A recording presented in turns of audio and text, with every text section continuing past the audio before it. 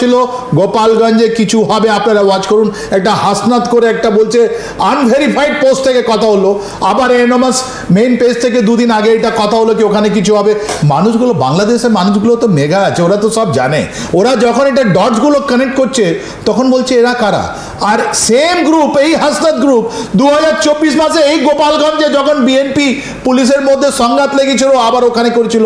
এই যে বছর 2024 থেকে ইলেকশনের পর থেকে, বা ওখানে যে জেনারেল ইলেকশন হয়েছিল যেখানে শেখ হাসিনা ওয়াজিদ এসেছিলেন, ওর আগে থেকে যে কাজটা হচ্ছে, এই ডিপ স্টেট, এই যে ফেক ন্যারেটিভ, যেটা ডিপ ন্যারেটিভ যেটা হচ্ছে, এই ন্যারেটিভগুলো তৈরি করছিল কারা?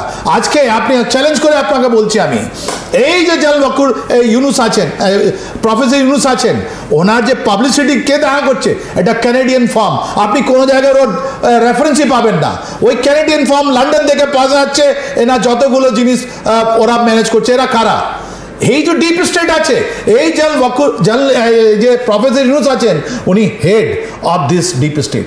আর এর সঙ্গে যে ম্যাটিকুলাসলি প্ল্যান যে ছেলেগুলো আছে যারা কিছু পয়সা বাংলাদেশকে বিক্রি করে দিয়েছে, এই আর গতকাল ওরা কি, এই তো হাসনাত তো বারবার চ্যালেঞ্জ করেছে বাংলাদেশ আর্মি চিফকে। ও তো মার্চ মাসে নিজের ফেসবুকে লিখে দিল কি উনি, ওনার বাড়িতে আমাদেরকে ডাকা হলো, আমাদেরকে বলা হলো কি রিফর্ম আওয়ামী লীগ আসবে। আমি বুকে একটা পাথর রেখে আমি এই প্রফেসর নিউজকে আমি বানিয়ে দিয়েছি, কিন্তু ইনি কাজ করছে না মার্চ মাস থেকে। তারপরে তো ওখান থেকে খলিলুর রহমান এসছেন, তারপরে বাংলাদেশ মধ্যে ফাড় হচ্ছে এই হাসনাত।